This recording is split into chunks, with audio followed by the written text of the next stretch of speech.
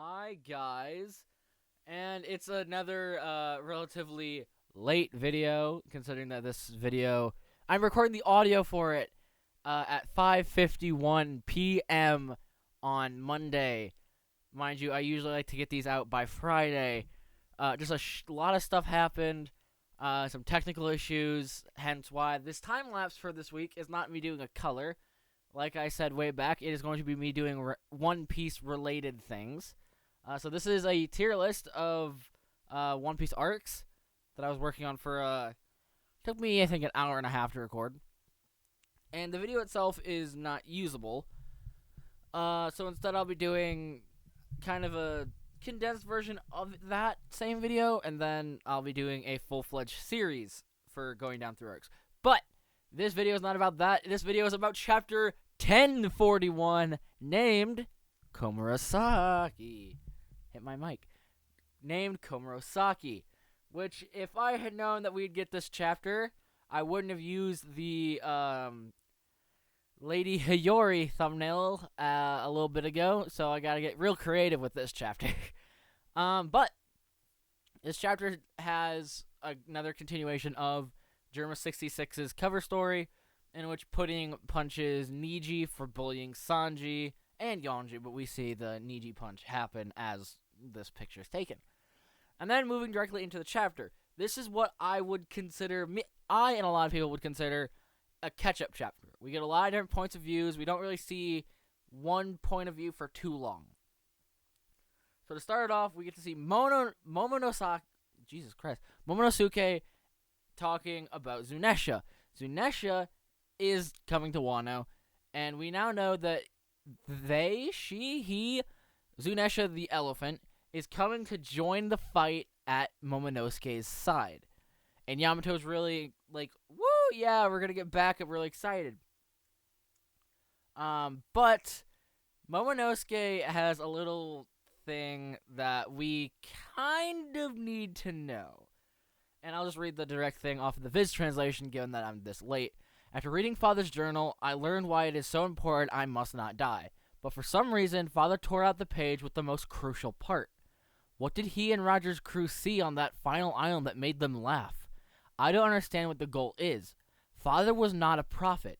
If he were still alive now, would he really still say open Wano's borders? I'm not smart enough to understand. If it would mean exposing the people of Wano to danger, I do not wish to open the borders. Am I simply a coward, Yamato? And it took me a little bit, I think it took me until like my second reread of the chapter to get what he's coming from. He doesn't know if Odin, back in his time, knew the things that he knows now. Does he know that the world has become what it is? Does he know that when Roger was executed, the world became a lawless place for pirates? Does he know anything?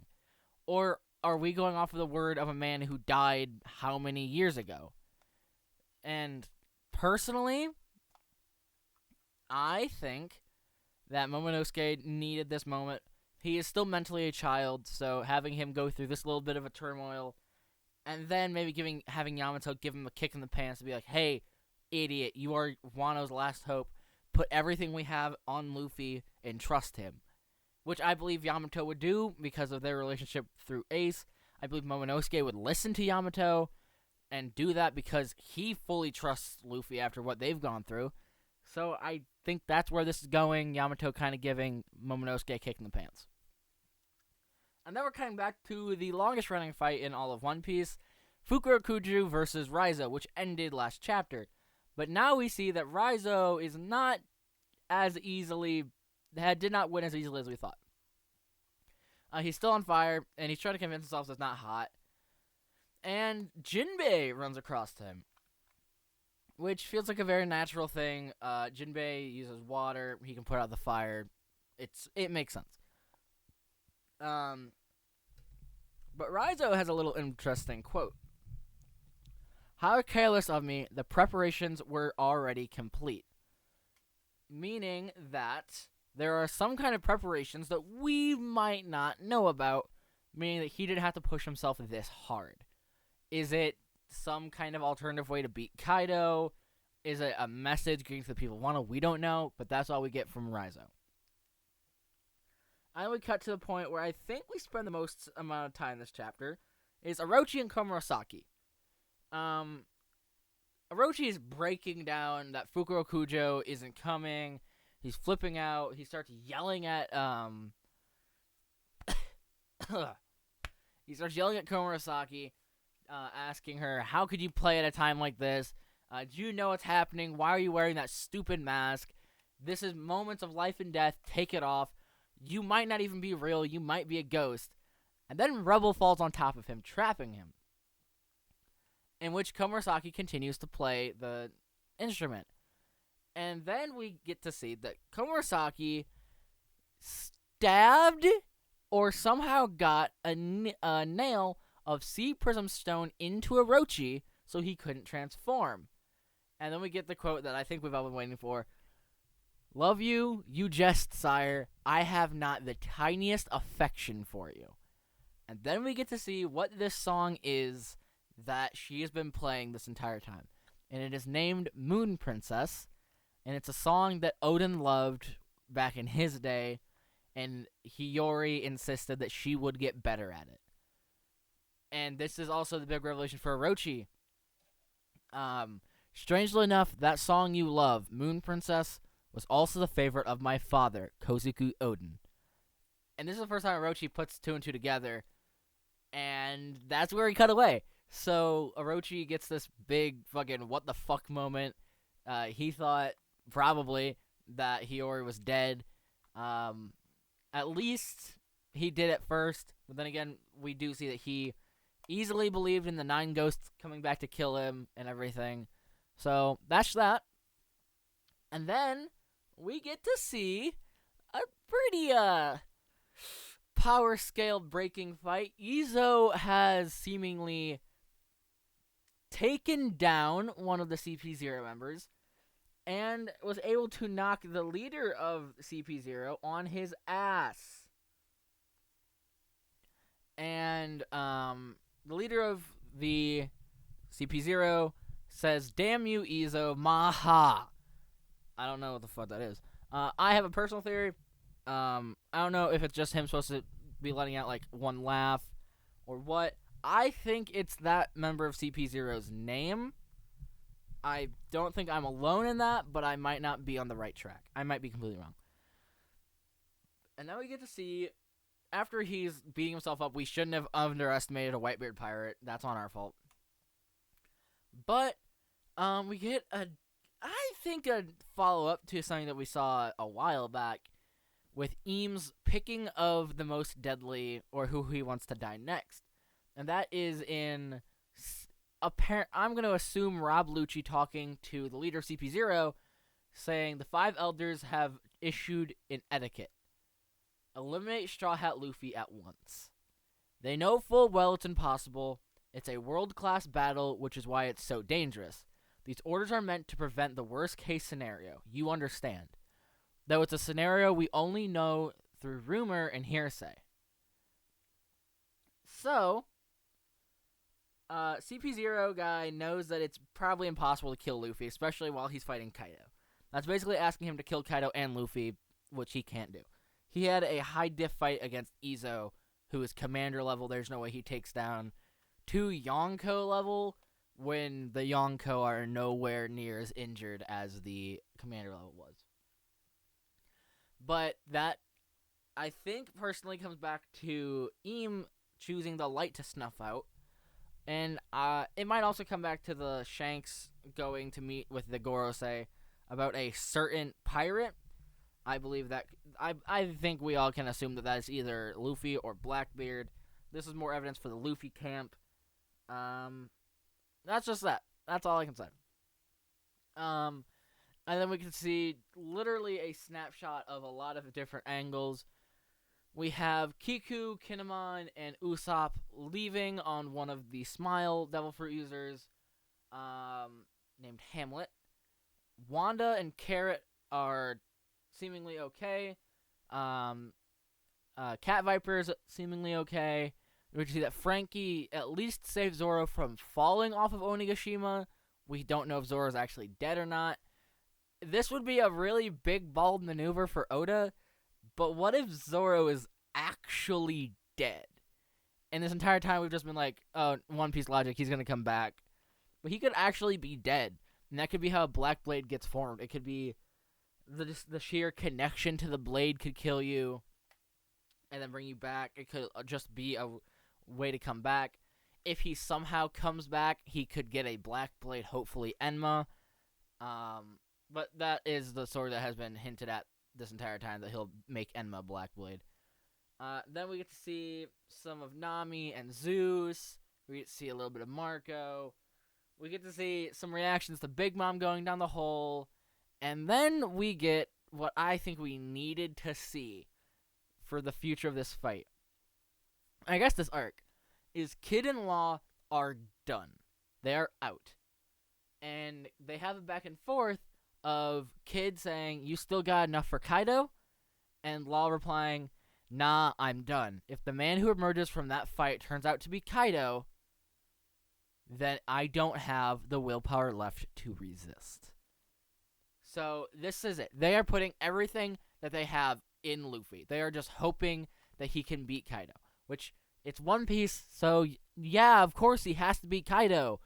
Unless this is a different arc similar to the Katakuri fight, where he doesn't beat him through brute force, he beats him through some kind of talk no jutsu, as weird as that sounds from Naruto. Just being able to talk to Kaido, but Kaido doesn't seem like the kind of villain to be able to do that with. We can see that Kaido is actually taking Big Mom's loss a little bit harder than we anticipated. And we get a flashback. And it's young Big Mom saying, you got a mouth on you, kid. Hello, can you speak? How old are you? Only 15? You're so young. Is this your first time teaming up with Rocks? Don't trust him. He's a scoundrel. You have any trouble, just tell me. I'm Linlin, and I'm going to be king of the sea. Not king of the pirates, because this is before Roger's time, but king of the sea. Which, if the whole Joy Boy thing is supposed to be person who wants to be top of the world just for freedom, this could open up the camp of Big Mom possibly being another failed Joy Boy, similar to how we might think Kaido is.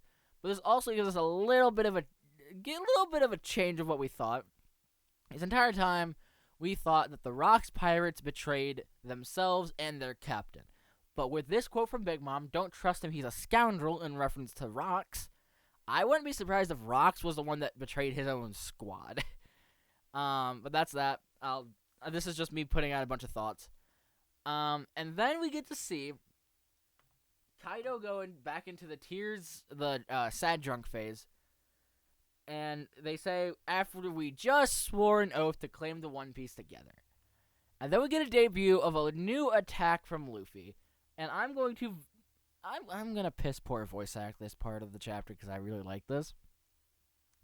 I might make it like a manga dub separately, but I really like this moment. Gear 4th, Snake Man. Gum Gum Hydra. I didn't voice act that, but I'm not going to. I take that all back. I might voice act that in a future video, whatever. But this last double page spread is so good. I'm going to have to read the entire thing. Because this double page spread encapsulates what I love about current Luffy and Kaido. Gear 4th, Snake Man. Gum Gum Hydra. Your ambitions mean nothing to me, especially if it leaves the people here with no food to eat. This is my final Gear 4th. I'm not stopping until I've completely run out of strength. I'm going to drive you out of Wano if it's the last thing I do. And we get a comment from Kaido in this page that I didn't read, asking where the punches are coming from.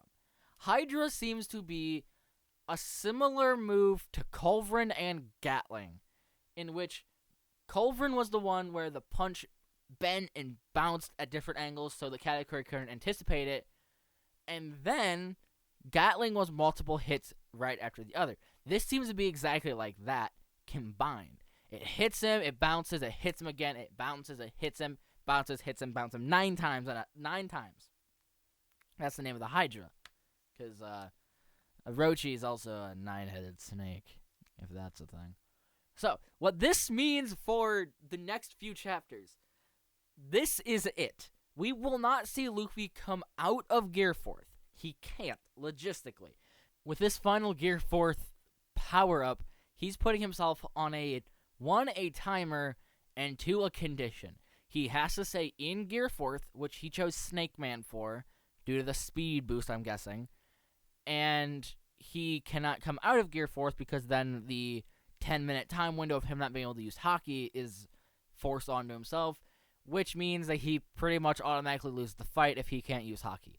Unless, well, then that's also a weird thing because we do have less than 5 minutes until Onigashima falls onto the Flower Capital, even though Momonosuke is trying his best to stop that. But unless Oda wants to do a thing where Gear 4th fails, he can't beat Kaido even in Snake Man form. And then that's when his Devil Fruit awakens. He gets whatever his awakening's gonna be, and that is the key to beating Kaido. Not Gear 1st, 2nd, 3rd, or 4th. Not Haki, not Advanced Conquerors, not Advanced Observation, nothing that we've seen. But a Devil Fruit awakening, which could go technically hand in hand with a Gear 5th. I have my personal thoughts on what an awakening could be, what a Gear 5th could be, if Luffy gets it. Because if he doesn't get Gear 5th by the end of this fight against Kaido, he's not getting it at all. Gear 4th is going to be the final power-up, because who else is he going to fight that pushes him physically as far as Kaido is going to? Blackbeard will be a struggle, but he is not as physically imposing as Kaido is. And that's been my thoughts on Chapter 1040. Sorry, this took... 1041, sorry. Sorry this took so long. It's way past when this video should come out at this point. I'm sorry. Like I said, a lot of stuff happened. Friday, I had a very busy day. Saturday, I wasn't in town. And Sunday, I had technological issues that would not let me. Premiere Pro refused to open. Audacity refused to open. My mic refused to work. A bunch of stuff.